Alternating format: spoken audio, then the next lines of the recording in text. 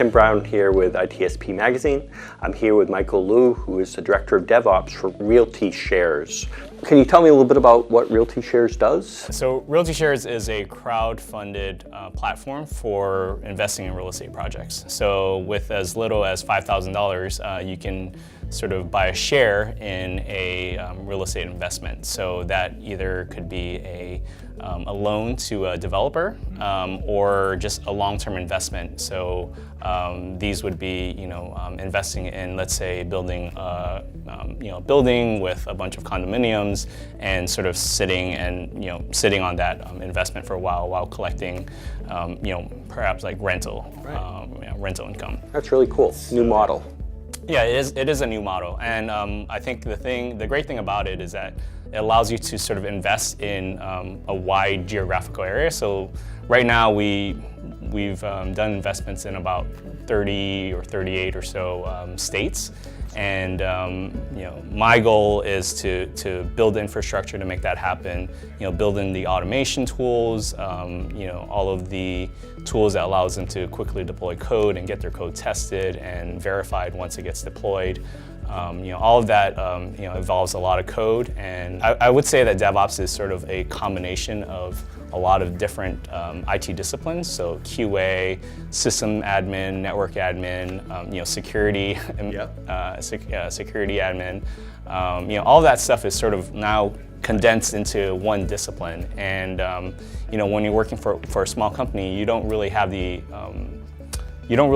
the capital to sort of build a big team like that. So you sort of want to get a DevOps guy that's can kind of help you in those areas. Right. But the thing is that you're sort of a jack of all trades, but now you need people to you need to hire other people or maybe other companies, for example Cobalt, to help you do this penetration testing.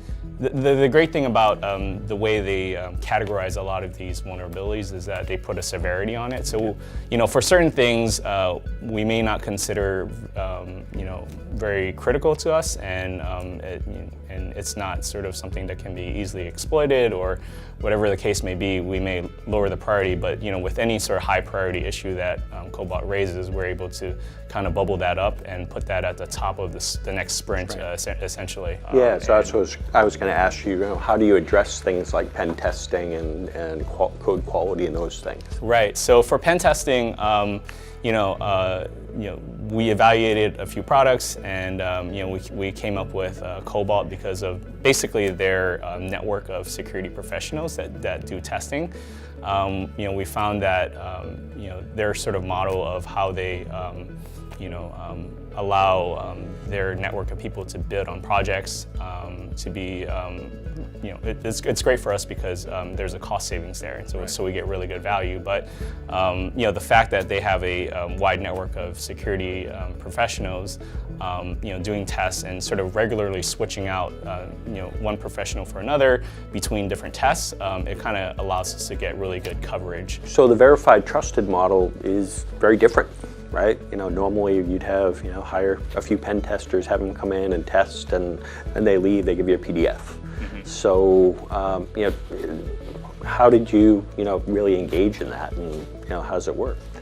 Yeah, I think for us, this sort of trusted network is, I think for the industry it's new, right? So for us as a company, we're sort of, that's sort of our roots, where we're trying to innovate in a very sort of traditional space. And so I think once we found out about this model, and we sort of took a look at the platform and saw how modern it was in terms of its ability to integrate into GitHub, and we can easily sort of iterate on an issue and get it sort of resolved and retested and all that. It didn't really matter to us traditionally how things are done.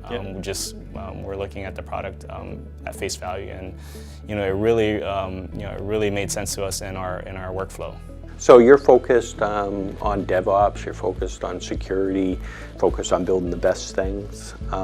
It's sometimes hard when you go to buy a new product and the new product has a new model like crowdsourcing, right? So things like Cobalt, how do you go through and kind of sell that kind of new model to the management staff? Right. Yeah.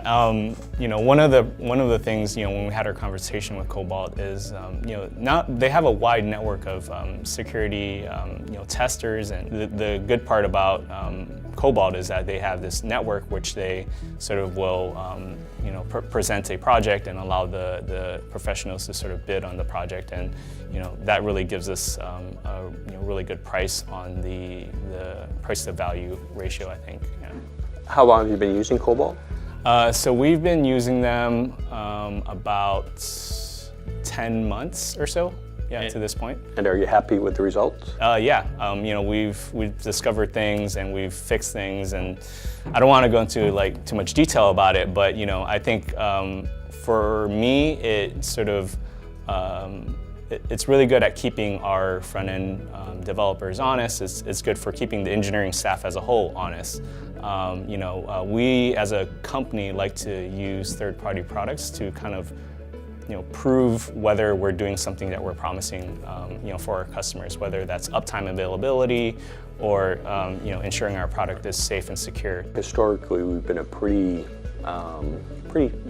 focused group, right? Focused on computer science people that are part of the security team. Do you think the different and the diverse kind of people that are in play give us an advantage? Yeah, I think diversity helps in a lot of respects in any sort of discipline. We like to hire people from sort of varying backgrounds, whether it's their actual ethnic background or their job history in terms of industries that they worked with. Bringing in all that diversity definitely helps. Well, thanks, Michael. It was great conversation. Thank you for your time, great information. Wish you the best success in the future. Yeah, thank you so much. Appreciate it.